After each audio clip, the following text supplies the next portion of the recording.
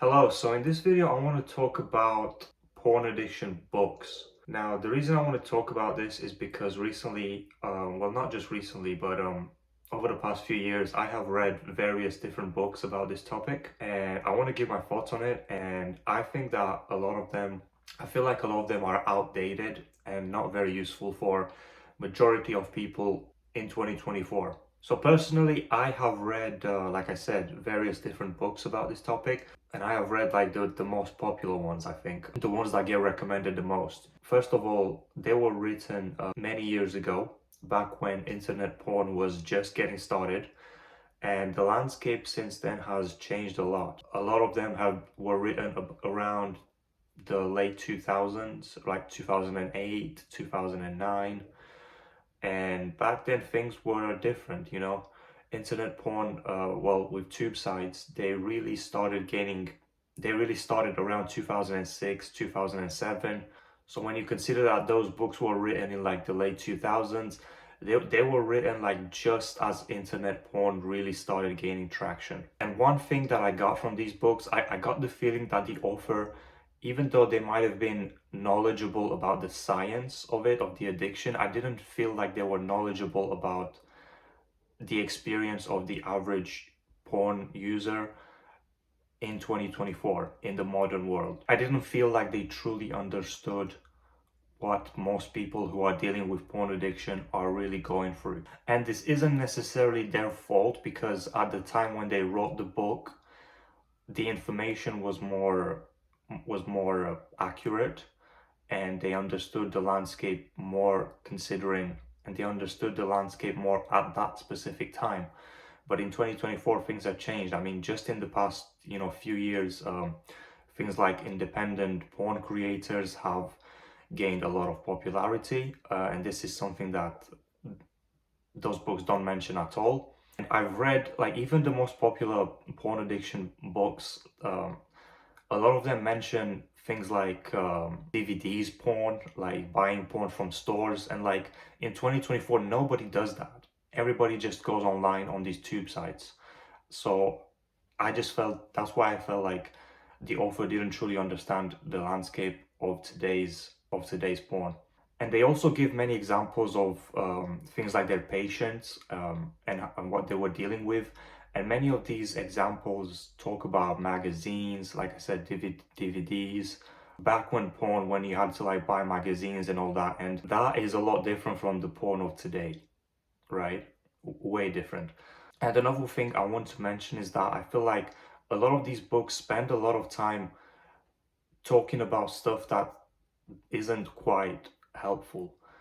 I feel like a lot of people that buy these books want to learn how to actually break free from this addiction and how to quit this habit, but the books don't really spend that much time giving practical advice on how to do this.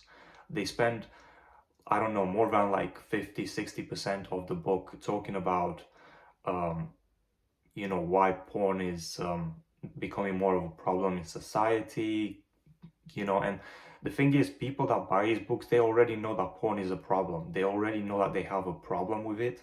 So they don't really need that much explanation on they don't need to be convinced about why it is harmful. A lot of people that buy these books, they want to get practical advice on how to quit. And I believe that should be the main focus if somebody is going to write a book about this. It should be about um, things that you can do to heal, things that you can do to improve your life, and getting rid of this bad habit. Now, it also depends at what stage you are. Maybe you are just a beginner and you just want to learn more about the addiction. That's fine, but I feel like the books should make it clear about what the purpose of it really is. They are not truly that helpful. Now, I'm not saying that you shouldn't buy any of them. I feel like if you are struggling with porn, it is worth doing it. It is worth buying them and worth actually reading them. Now, these books are not completely, like I said, they're not completely useless. They're not bad. They do have some good information in them. And also, one more thing that I want to say is that another reason that these books feel outdated is because usually these books take a long time to write, to be written, to be produced. And research regarding porn addiction has been very slow. Even in 2024, there are not that many good resources about learning about this. Even a lot of therapists are still not educated on this topic. You still have people today questioning if the addiction is even legitimate, which is ridiculous, I think.